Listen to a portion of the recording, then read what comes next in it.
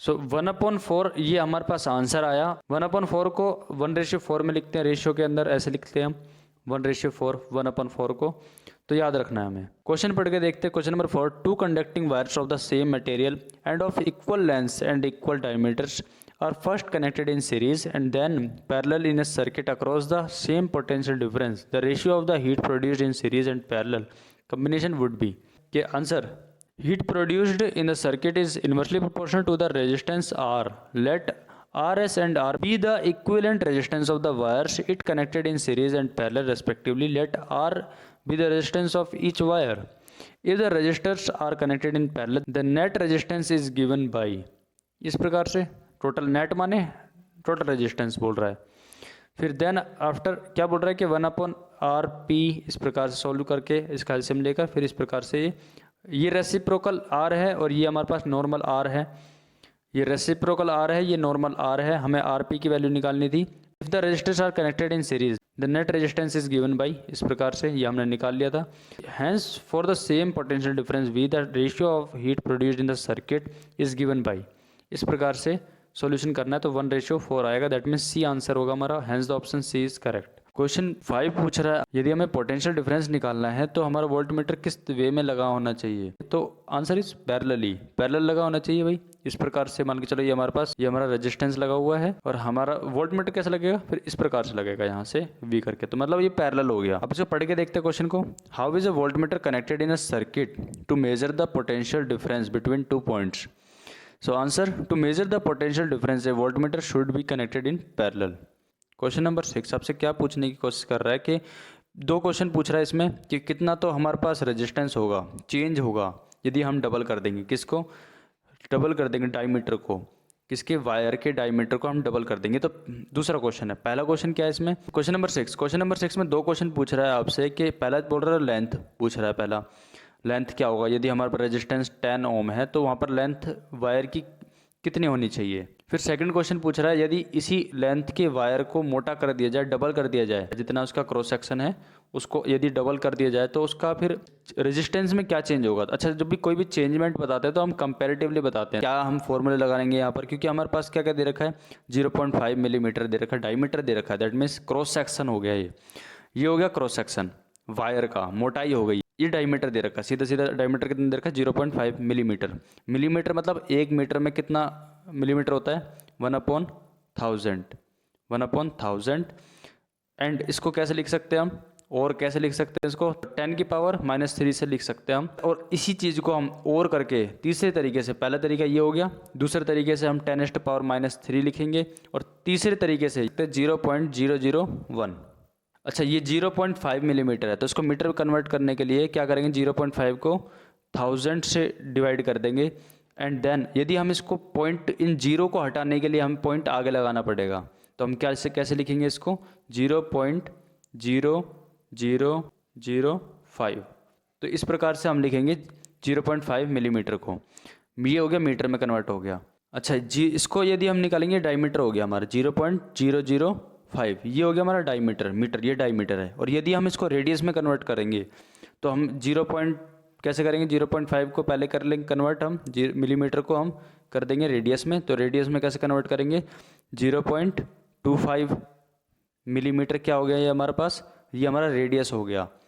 Radius क्यों, क्योंकि radius इसलिए निकालना जरूरी है हमें क्योंकि क्रॉस सेक्शन एरिया के हिसाब से, क्योंकि हमें फॉर्मूला लगाना है रेजिस्टेंस के बारे में, तो यहाँ पर रेजिस्टेंस लेंथ निकालनी है। तो ऐसा कौन सा फॉर्मूला जिसके अंदर रेजिस्टेंस का, ऐसा कौन सा फॉर्मूला जिसके अंदर लेंथ आती है, तो सेम चीज़ रेजिस्टिविटी का फॉर्मूला होता है ρL/A, ये सर नो हमें दे भी रखा है यहाँ पर। सो अगेन R = ρL/A, तो ये हमारा फॉर्मूला है। तो इसमें लेंथ हमें निकालनी है तो क्रॉस सेक्शन ऑफ एरिया हमें निकालना जरूरी है। क्रॉस सेक्शन ऑफ एरिया कैसे निकालते हैं, πr², मतलब क्रॉस सेक्शन कैसा होता है, सर्कल ही तो होता है, ऐसा सर्कल होता है। अब ये इसको कैसे, इसका फॉर्मूला क्या होता है πr², एरिया हो गया ये तो πr², तो रेडियस हमने निकाल ली है 0.25 मिलीमीटर। और यदि हम इसको मीटर में कन्वर्ट करते हैं तो इसका क्या होगा 0.00025, ये हो गया हमारे पास मीटर में हो गया। तो हमें मीटर में फाइंड आउट करना है, तो हमने ये यूनिट कन्वर्ट कर ली है। पाई की वैल्यू होती है 3.14 मल्टीप्लाई 0.00025 का स्क्वायर हो जाएगा। इसको हम कैलकुलेट करने के बाद जो हमारे पास वैल्यू आएगी वो वैल्यू हमारे पास कुछ इस प्रकार से आएगी, यहाँ पर इस प्रकार से ये वैल्यू हमारे पास यहाँ पर आएगी। हमें कैलकुलेट करना है सिर्फ, फिर उसके बाद आपको ये आंसर मिलेगा। आप कैलकुलेट करोगे, इन दोनों को मल्टीप्लाई कर दोगे तो ये आपको आंसर मिल जाएगा। फिर यहाँ पर आपको ये मिला एरिया ऑफ क्रॉस सेक्शन, और हमें निकालना है लेंथ। तो हमें एरिया मिल चुका है, तो हमें क्या क्या पता चल गया, अब क्या क्या पता है क्वेश्चन के अकॉर्डिंग हमें क्या क्या पता है कि भाई रेजिस्टेंस दे रखा था, पहला रेजिस्टेंस 10 ओम दे रखा था, ठीक है। लेंथ के बारे में पूछ रहा था फर्स्ट क्वेश्चन जो पूछ रहा था। फिर एरिया ऑफ क्रॉस सेक्शन हमने निकाल लिया, ये है। फिर रो की वैल्यू दे रखी है हमें ऑलरेडी क्वेश्चन के अंदर, तो लेंथ की वैल्यू निकाल लेंगे ऑफ कोर्स इस प्रकार से। इसको कैलकुलेट करना आना चाहिए। एंड देन जो सेकंड क्वेश्चन पूछ रहा था आपसे, ये पूछ रहा था कि यदि डायमीटर के बाद रेडियस निकलता तो रेडियस को डबल कर दिया जाए तो उस टाइम पर हमारे पास ये रेडियस बनेगी और हमारा जो मीटर में निकलेगा वो ये निकलेगा। एरिया ऑफ क्रॉस सेक्शन इसमें भी निकलेगा, तो हमें इसमें भी फाइंड आउट कर लेना है। इस प्रकार से मल्टीप्लाई करके ये हमारे पास आंसर आ जाएगा, the new resistance will be. अब हमारे पास क्या क्या हमने फाइंड आउट कर लिया था, पहले क्या कर लिया था ऑलरेडी, तो हमने लेंथ कर लिया था, क्योंकि हमें सेकंड क्वेश्चन में लेंथ के बारे में नहीं पूछ रहा था, रेजिस्टेंस के बारे में पूछ रहा है सेकंड, क्योंकि नया रेजिस्टेंस है पूछ रहा है, इसलिए लेंथ दे दी थी, फाइंड आउट कर ली थी हमने। एरिया ऑफ क्रॉस सेक्शन निकाल लिया था, अभी यहाँ से निकाला हमने यहाँ से, और रो की वैल्यू ऑलरेडी हमें क्वेश्चन में ही दे रखी थी। तो आर डैश मतलब न्यू रेजिस्टेंस है ये। इसको सोल्व आउट करने के बाद जो आंसर आएगा वो ये आ जाएगा डायरेक्टली सीधा। उसके बाद क्या सोल्व होगा हमारे पास, ये होगा सॉल्व कि आर डैश अपॉन आर, तो 2.5 और अपॉन 10, तो 2.5 हमने अभी निकाला और 10 हमें क्वेश्चन में दे रखा था। 10 क्या दे रखा था क्वेश्चन में, तो हमें इसे डिवाइड कर देंगे, यहाँ से पॉइंट हटाएगा तो यहाँ पर 100 आ जाएगा, दैट मीन्स 125 और यहाँ 100, that means 1/4। So again R dash की वैल्यू 1/4, क्योंकि आर इधर से मल्टीप्लाई हो जाएगा, इधर चला जाएगा तो इधर मल्टीप्लाई में कन्वर्ट हो जाएगा, दैट मीन्स ये हमारा आंसर आ जाएगा। ये हमारा कंपेरेटिवली आंसर है। तो क्या बोलेंगे, जो हमारे पास न्यू रेजिस्टेंस है वो क्या होगा, न्यू रेजिस्टेंस कौन सा था हमारे पास, आर डैश का। डैश का क्या है हमारे पास, न्यू रेजिस्टेंस है, और आर क्या है हमारे पास, ओरिजिनल रेजिस्टेंस है, और सिंपल आर क्या है हमारे पास, ओरिजिनल रेजिस्टेंस है। तो क्या बोलेंगे, hence the new resistance will become 1/4 times the original resistance. Question number 7 आपसे क्या पूछने की कोशिश कर रहा है कि आपसे एक तरीके से ये आपको ग्राफ दे रखा है, ठीक है, ये हमारा x हो जाएगा, ये y हो जाएगा। क्वेश्चन बोल रहा है आपसे करंट की है फ्लोइंग कर रहा है रजिस्टर से, corresponding values of potential difference भी साथ साथ में, जहाँ पर ओम्स लॉ क्या होता है, V = IR, और फिर R = V/I।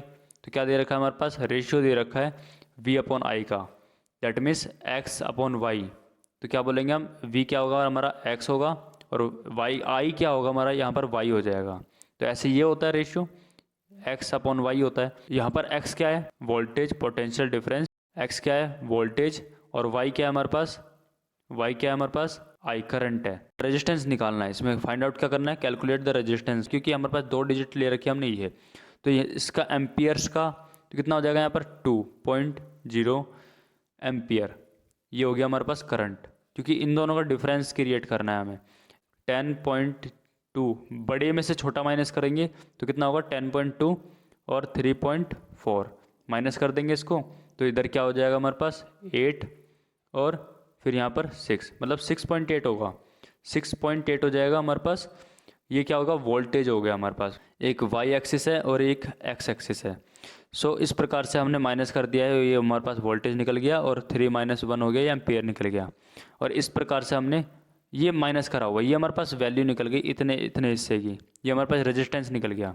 मतलब एक जो हो गया, ये तो हो गई लाइन हो गई सीधी हमारे पास किसकी भाई, ये होगी वोल्टेज की, और जो ये वाली ऊपर वाली लाइन है, वर्टिकल लाइन है, ये वाली लाइन हो गई हमारे पास करंट की, ठीक है। तो ये 2 एम्पियर हो गया, ये हमारे पास करंट, और जो नीचे वाला है हॉरिजॉन्टल है वो हमारे पास क्या निकल गया, वोल्टेज निकल गया।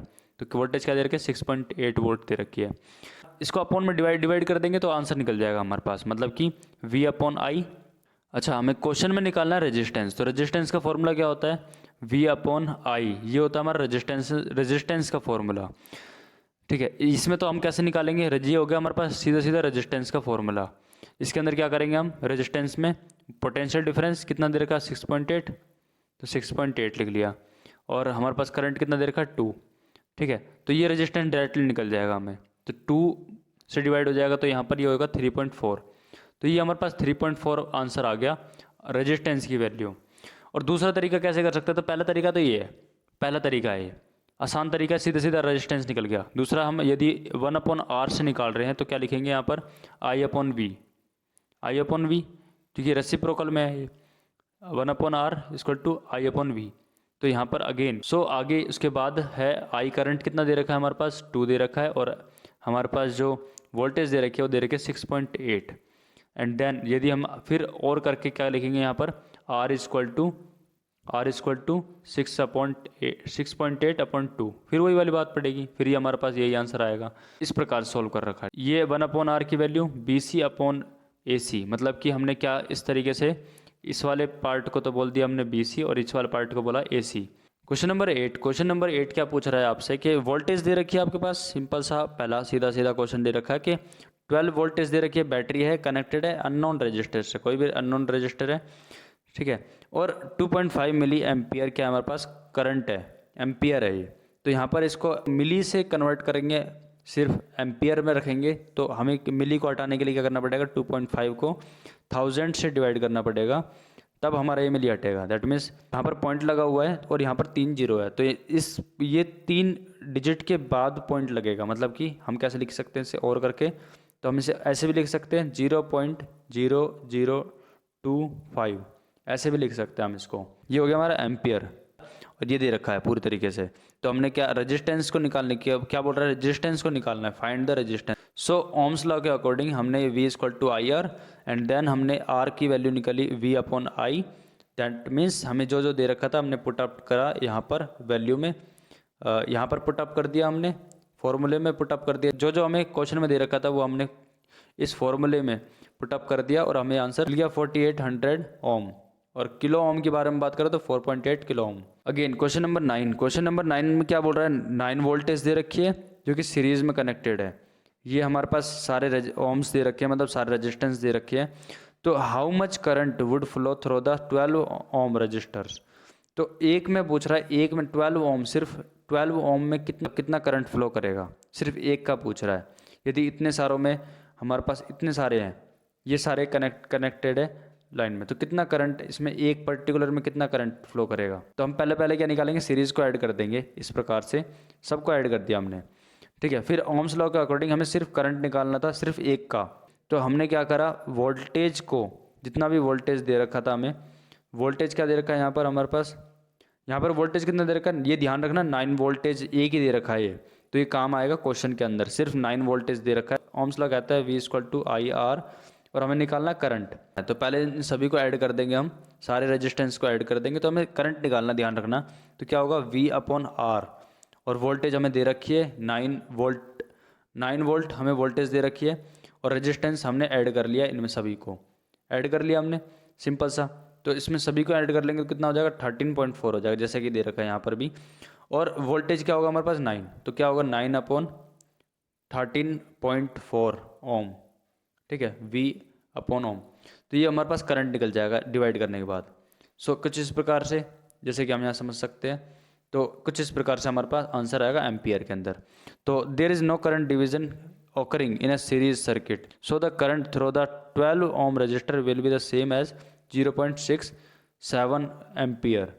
जिस प्रकार से हमने वोल्टेज का फैक्ट पढ़ा था कि सीरीज के अंदर वोल्टेज डिवाइड होती है और पैरेलल के अंदर वोल्टेज एक ही रहती है, ऐसे करंट का जो फैक्ट है वो ये है कि सीरीज के अंदर करंट सेम रहता है और पैरेलल के अंदर डिफरेंट रहता है करंट। याद रखना इस चीज़ को।